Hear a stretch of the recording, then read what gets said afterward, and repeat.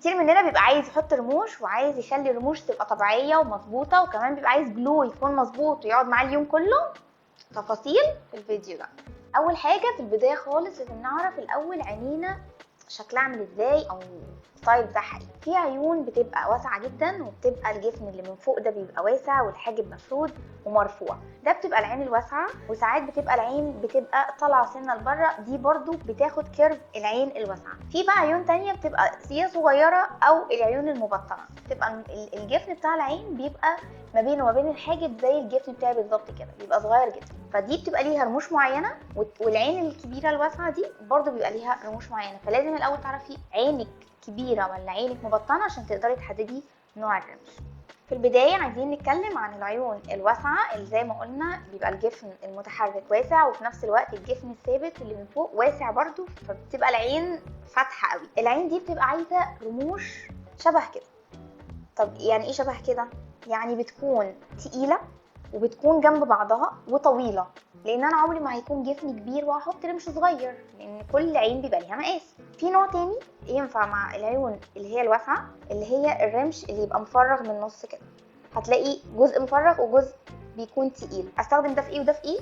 ده استخدمه لو انا رايحه مناسبه، رايحه حاطه ميك اب، عايزه ابرز الميك اب. لكن ده ممكن كتير جدا ان احنا ممكن نستخدمه لو انا رايحه بول، لو انا عندي مناسبه او اكتيفيتيز الصبح، فبالتالي ان هو بينفع لوحده، بيبان ان هو ناتشورال شويه على العين. نيجي بقى للمبطنه، هيبقى نفس الموضوع زي ده، بس هيبقى اصغر شويه وفي نفس الوقت هيبقى قصير من قدام وطويل من ورا. فده برضو بيحتاج اي لوك انت هتعمليه، بينفع جدا وبيرسم العين جدا.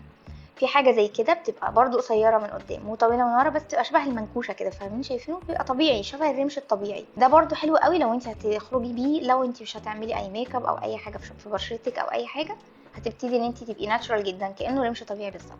مشكله بقى بتقابلنا واحنا بنحط الرموش، ايه الجلو المناسب اللي انا اقدر اثبت بيه الرمش؟ في ناس كتير جدا بتجيب جلوهات من اي مكان وبيطلع في الاخر ما بيلزقش كويس، ممكن بعد كده وانت بتحطي الرمش يقع منك. فانا بفضل 2 جلو بصراحه انا استخدمتهم وطلعوا تحفه جدا وعلى ضمانتي. اول جلو طبعا ده مشهور جدا، جلو لانال. ده بيبقى اسود فاحم شويه، بيمسك على الرمش وبيمسك على الجفن، ثباته رهيب رهيب جدا، فممكن نستخدمه في اي مناسبه او اي ميك اب. لكن لو انا نازله الصبح بفضل ان احنا نستخدم اي جلو يكون لونه وايت ابيض زي كده، لان بعد ما بينشف مش بيبان فوق في جفن العين، لان احنا هنحط الرمش بس مش هنحط اي حاجه تانية. في نهايه الحلقه يا رب تكونوا استفدتوا من اللي انا قلته، وان شاء الله لو في اي حاجه او اي سؤال اكتبوا لي في الكومنتس، ويا رب تكون الحلقه عجبتكم.